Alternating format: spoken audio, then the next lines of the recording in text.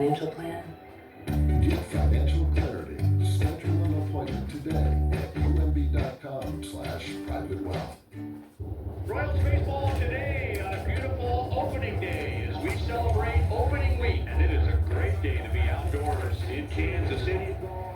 Virginia back. A three-run home run for Vinny Pasquantino. The hit. He struck him out. And he's fired up. In the air. Deep to left field. And India has done it again. And Bobby swings and hits it deep. Left field. And that ball is long gone. What a shot. It's so timely. Away. Backhand sliding stop. Long run. Got him. Wow. Swung on and miss. He struck him out. Drops it to right. Looking into the corner. And gone.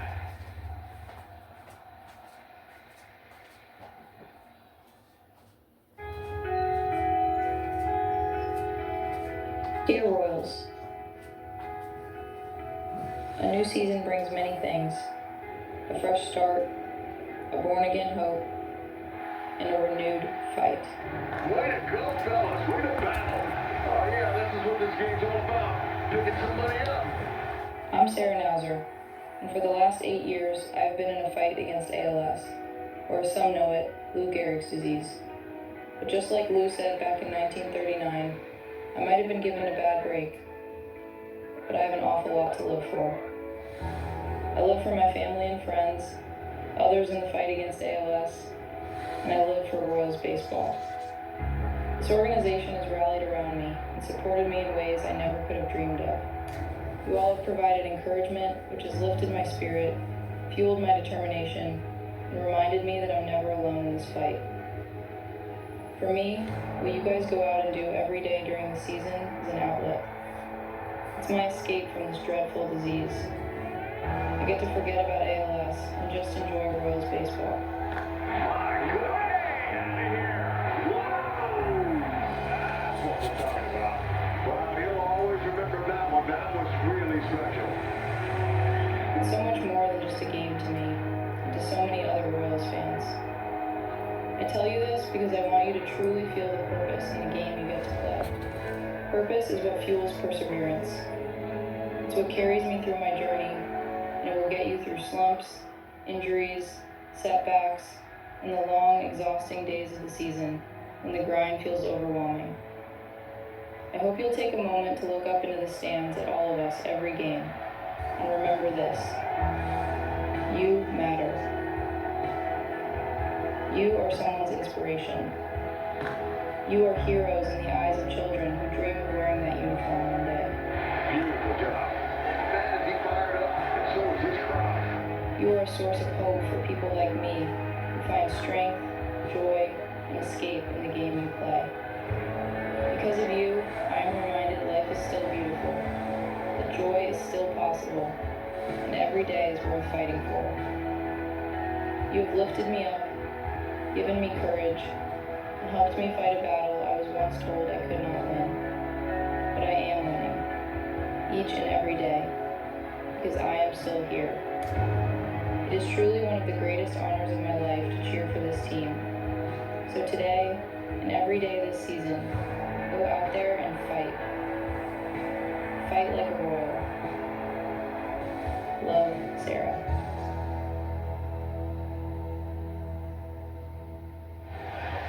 It is one of the most beautiful pieces that we have ever run during our broadcast career here, and what a special way to kick off our Royals TV broadcasts.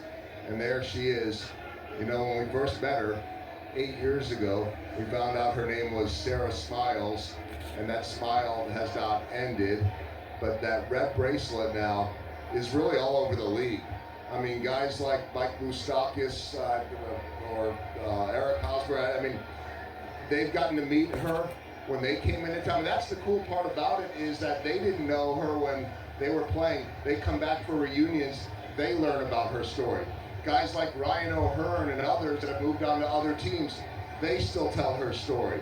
And so that bracelet says Sarah's Soldiers, And what's amazing to me, Monty, is that seeing that piece, which we've seen many times now, it began our Royals TV coverage in Atlanta, our first ever broadcast.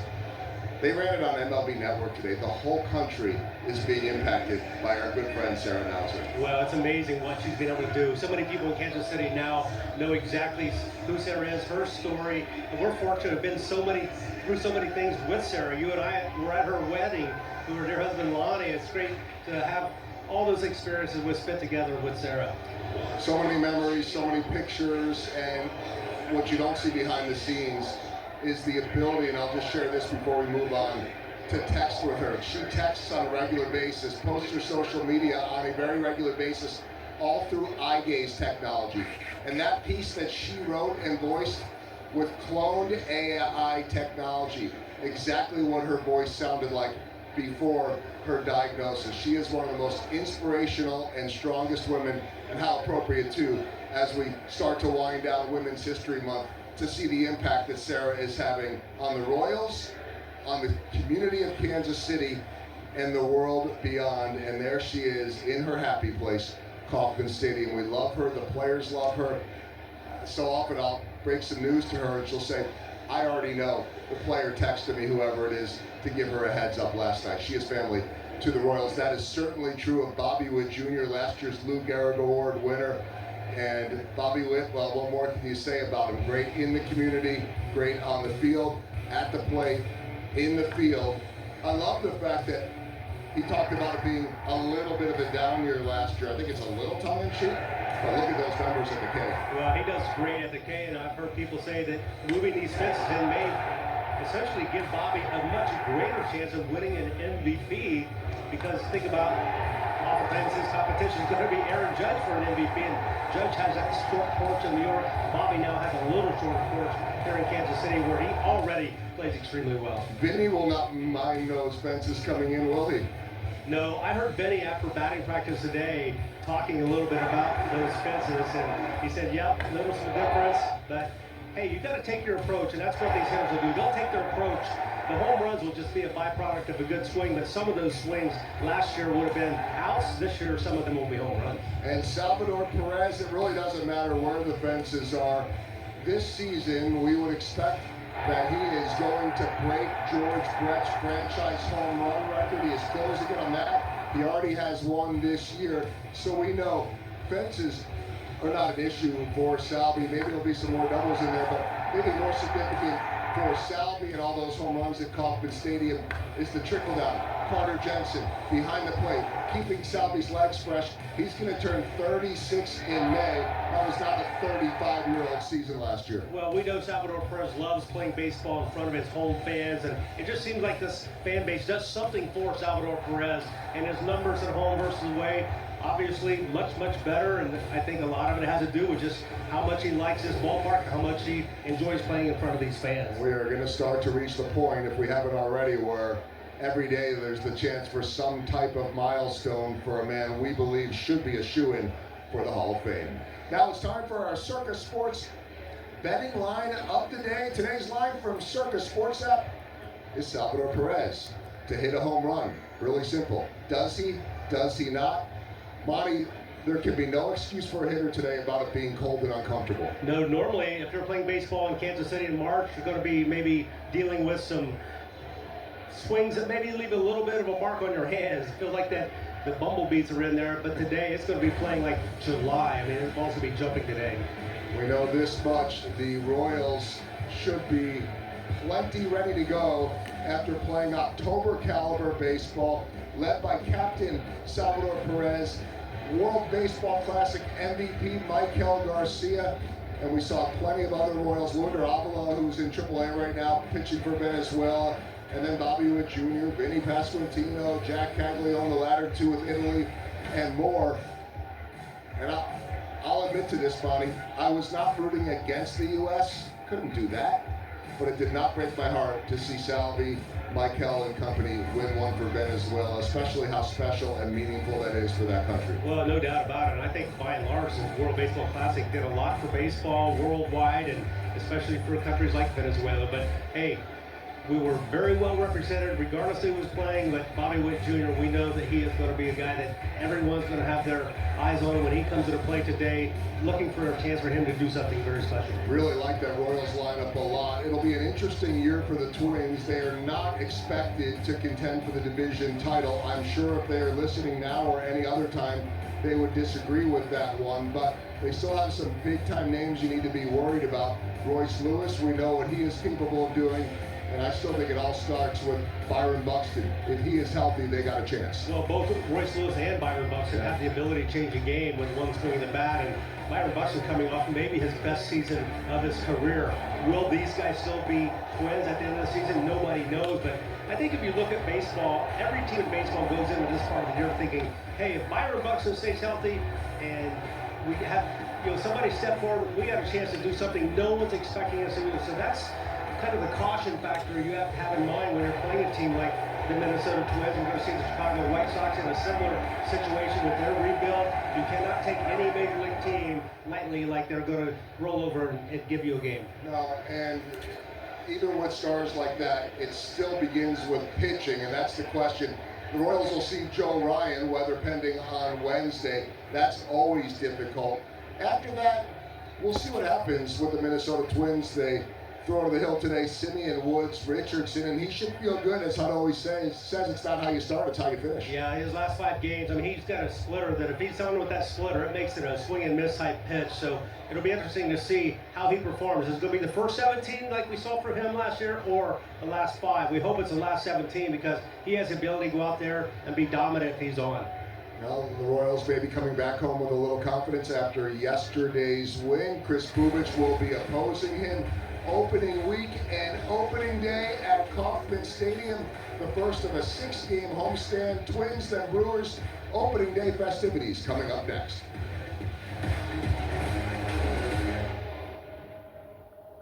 In 19... Season Royals TV is your home for Royals baseball. You can stream all Royals games all season in Royals territory on cable, satellite, or in the MLB app. And you can get a season pass for $99.99 to get every All-Star highlight and every mega matchup. That's subject to national exclusivities. Visit Royals.tv to sign up. Kyle Isbell batting 9th, a position he settled into and was very effective in the second half last year. He has good numbers against Woods Richardson. Interesting how Minnesota is playing him defensively right now, because as I'm reflecting on Isbell's season last year, how many times did he shoot a ground ball through the left side, and right now there's essentially only one defender over there right now. Got the shortstop almost directly behind the bag. Royce Lewis over in the 5-hole. You can put the defense wherever you want to, but then it's the pitcher's responsibility to throw pitches that force the hitter to hit it into the defense. And that's a funny question, right? Do you pitch to the defense behind you, or do you pitch to your strengths? I would say for me, I pitched more to what I was going to do, what my strengths were, what my scouting report was. If the defense lined up, which hopefully it did, great, but I don't know that I ever pitched a whole lot different because I looked behind me and certain guys were in unique positions. I just took it for granted that the coaching staff knew my strengths, knew what I was going to do, and understood what hitters tended to do on those type of pitches, and put them in the best position to get me out. How about pull it to right field, into the wind, and sailing and soaring out of here.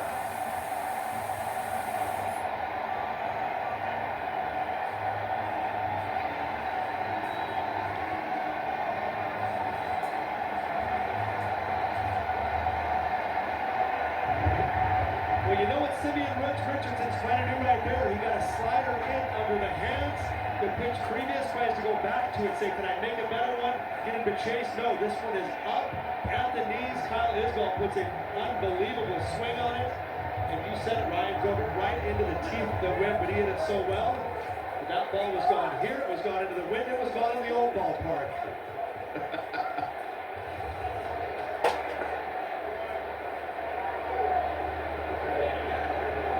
That's his second career home run against Woods Richardson. He is 4 out of 5 against the Minnesota starter. 2-1 Royals. Foul by Michael. 1 ball, 1 strike. Well, I like so far 2 home runs, 1 by each team, and nothing to say about the new fences. Home runs on any given day here at the K.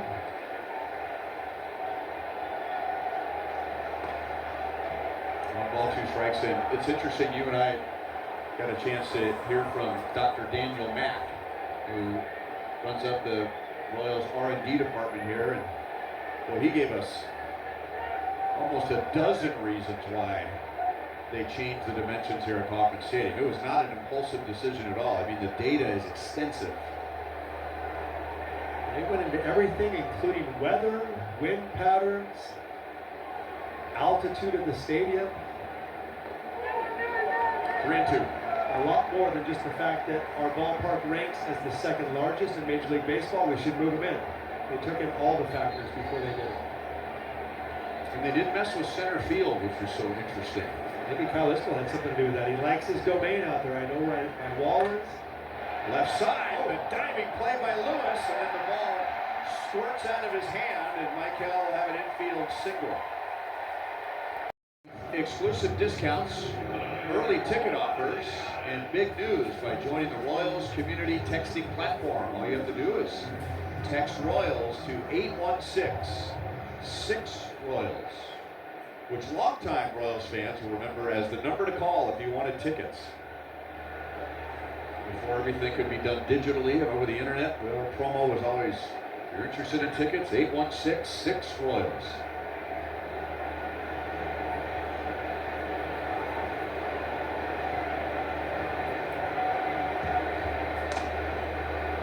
On Collins. Funderburk, I should point out, in striking out Caglione, that was college two-way player striking out college two-way player. Isaac Collins hits it high in the air, into the left field corner, and his first hit as a Royal is a home run.